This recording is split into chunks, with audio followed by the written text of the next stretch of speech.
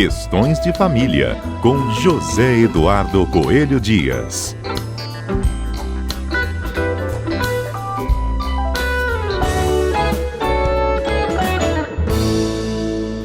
Nesse mês de dezembro, o assunto em destaque aqui no nosso Questões de Família, com o comentarista José Eduardo Coelho Dias, é sobre relacionamentos. E a gente vai usar, dados oficiais do Censo Demográfico de 2022, divulgados ao longo dos últimos meses pelo IBGE. E ele trouxe, inclusive, um raio-x, sobre o tema. No episódio de hoje, abrindo a série, o destaque é a informação de que a união sem casamento, ela já ultrapassou os matrimônios. Isso aconteceu pela primeira vez no país. Os dados fazem parte de um questionário de amostra do Censo 2022 sobre nupcialidade e estrutura familiar, que foi preenchido por todo mundo que participou do censo. Zedu, meu bom dia para você, bom início de mês para a gente. Bom dia, Fernanda, bom dia aos nossos queridos ouvintes da Rádio CBN. Último mês do ano, hein, Fernanda? Tá, chegou o verão, chegou o Natal, chegou o Ano Novo, acabou, né? Já era. Fernanda. Ok, e aí a gente aproveita para dar início a uma nova série com dados fenomenais do IBGE sobre a realidade da família brasileira. Pois é. É interessante que agora os órgãos oficiais estão realmente enxergando o Brasil a partir do seu ponto central, que são as suas famílias. Veja bem, Fernanda, quando nós tivemos a alteração do sistema em 1988 com a Constituição, não é porque alguém queria, não é porque o legislador constituinte queria criar a figura da união estável. É pelo reconhecimento de que ela já existia. É pelo reconhecimento de que aquele sistema que existia antigamente não era propício, não era real em relação às famílias brasileiras. Note bem, Fernanda, até 1988, a única possibilidade constitucional que nós tínhamos de formação de família era pela via do casamento estruturado pelo Estado. Só que já existiam pessoas que viviam, naquela época, à margem, nas chamadas relações ilícitas, relações não éticas. E o que eram essas relações? Nada mais, nada menos do que o que a gente conhece hoje como união estável. O que é união estável? É a convivência pública, contínua, duradoura, entre pessoas que desejam constituir família. Vale dizer, não é um desejo futuro, não é um propósito futuro, uma família que já existe e que é reconhecida como tal. E aí nós temos todas as circunstâncias que envolvem as facilidades e dificuldades, tanto do casamento quanto da chamada união estável. Bom, casamento é um ato formal, talvez o ato mais formal e solene de toda a nossa legislação. Só que tem uma situação em relação à união estável. Quando você celebra um casamento, quando você contrai casamento, você tem uma marcação precisa da data em que aquilo começou, e sem a menor dúvida. A união estável não. Ninguém vai lembrar com precisão ou vai ser capaz de provar com precisão as datas em que as escovas de dente foram juntadas, as datas em que aquele final de semana que um passava na casa do outro passou a ser a semana inteira, a data em que pela primeira vez alguém disse numa roda de amigos, olha, essa aqui é minha esposa, esse aqui é o meu marido, e não, isso aqui é o meu namorado ou minha namorada. E aí, Fernanda, o que tem de benefício com relação a isso no casamento? Tendo essa data certa, marcada, documentada, o regime de bens tem o seu termo inicial também bastante claro. Por que eu estou dizendo isso? Não é incomum que as pessoas façam aquisições patrimoniais no curso das relações afetivas, e aí, quando essa relação afetiva é desfeita, ninguém sabe de quem é aquele bem, se é comum do casal ou se é de um dos dois especificamente. Entende isso, Fernanda? Entendo. E até uma coisa aqui, Zedu, você falou, né, a gente não consegue lembrar quando houve a junção das escovas de dente, mas hoje em dia nem necessariamente você precisa estar no mesmo lar, né, para caracterizar uma união consensual. Verdade, Fernanda, verdade. Veja bem, a união estável, ela não depende da coabitação, até porque as famílias nem sempre coabitam.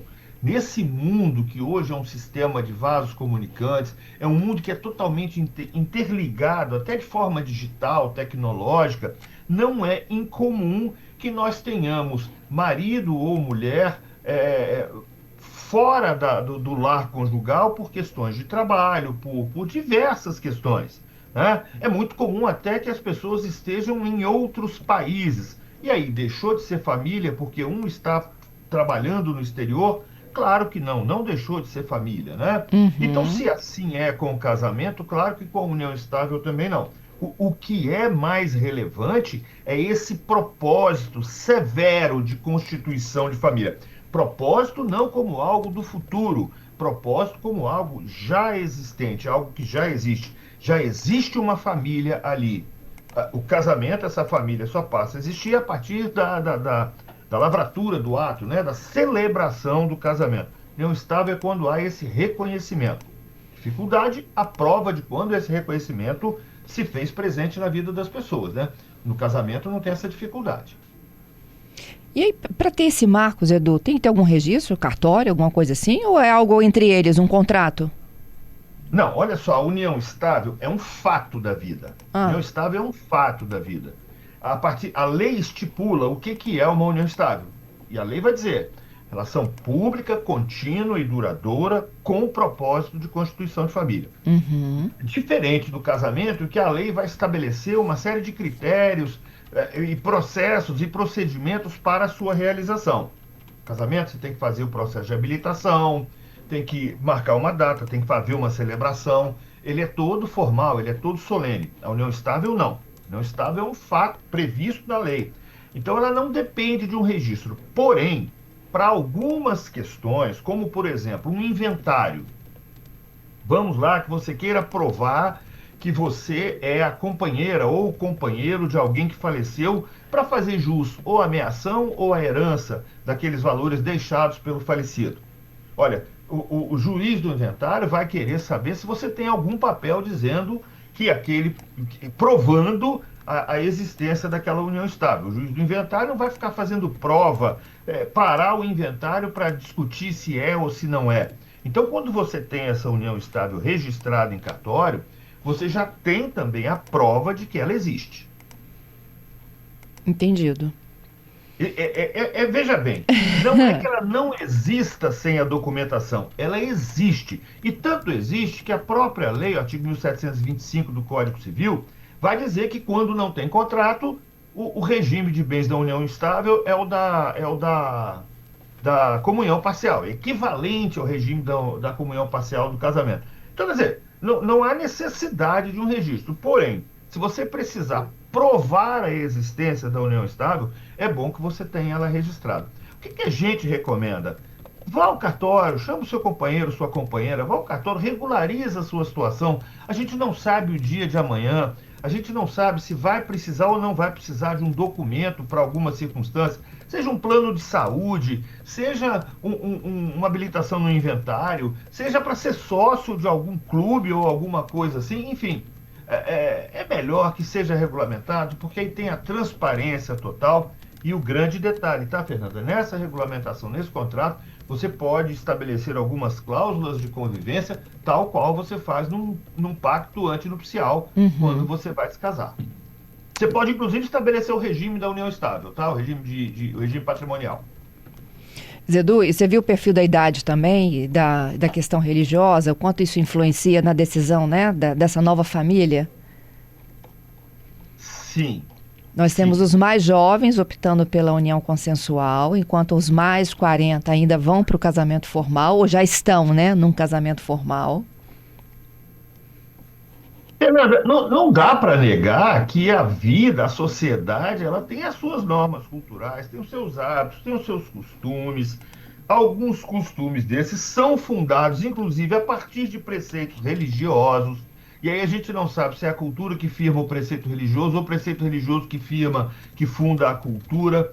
Enfim, mas há uma influência, não dá para negar. Apesar de nós vivermos num país laico, é inegável que as religiões, sobretudo as religiões chamadas cristãs, têm uma influência muito grande. e não só as cristãs. Vamos atentar para o seguinte: as religiões chamadas de matriz africana também interferem no comportamento das pessoas. A religião, de uma forma geral, ela interfere diretamente na cultura, que vai interferir nas relações familiares. Ora, a gente chama a família de célula máter da sociedade, né? Célula matriz. Então, essa célula matriz interage com a sociedade, modifica a sociedade e é também modificada pela sociedade nesse ciclo constante. Tanto é, Fernanda, que a família dos nossos avós não é igual à família dos nossos pais, que não é igual à nossa e que provavelmente não será igual à dos nossos filhos, não é verdade? Verdade. Embora não possamos descartar a interferência da religião na nossa formação cultural, nas nossas relações interpessoais, é importante a gente ver que há uma modificação também constante. Então, as gerações mais novas não vão pensar igual às nossas gerações, vão pensar de uma forma diferente, por conta dessa modificação dos costumes, e aí vão fazer opções de relação. Você pode observar, Fernanda, que essas gerações mais novas, por exemplo, não estão mais querendo ter aquele monte de filhos como eram nas gerações passadas. Antigamente, uma família só era reconhecida como tal, não legalmente, não juridicamente, mas socialmente, quanto maior o número de filhos que tivesse. Todo mundo achava lindo: olha, meu avô tinha 12 filhos, meu bisavô tinha 15 filhos.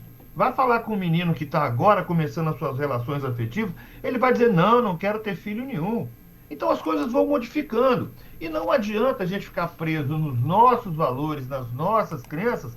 Por quê? Porque esse novo pensamento não vai deixar de existir só porque a gente não pensa igual. Não é assim, Fernanda? É assim mesmo. E tem a ver também muito, segundo o próprio IBGE, né?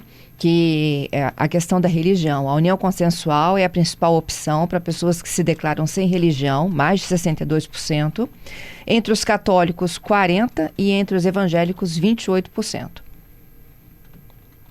Para você ver, no Código Civil de 1916, o nosso casamento civil tinha muito do casamento previsto no Código Canônico, que é um documento da Igreja Católica Apostólica Romana. Uhum. Então você vê, olha, a interferência da religião na lei. Com a modificação da própria sociedade, com a Constituição de 88, com o Código de 2002, você já vê um certo distanciamento, embora ainda veja alguns pontos de coincidência. As gerações mais anteriores talvez fosse, e aí eu estou falando na base do talvez, mas me parece que o IBGE me socorre no que vou dizer. Essas gerações mais antigas talvez tivessem um apego maior às questões religiosas do que as gerações atuais, que talvez não estejam tão ligadas com as questões religiosas e com os valores religiosos. Então, para eles, vamos fazer, vamos ficar junto, não deu mais, acabou. Feliz ou infelizmente é assim, né, Fernanda? É isso, é a vida. Zedu, boa semana. Bom início de mês, até segunda que vem, hein? Até segunda que vem, se Deus quiser, Fernanda. Estaremos aqui.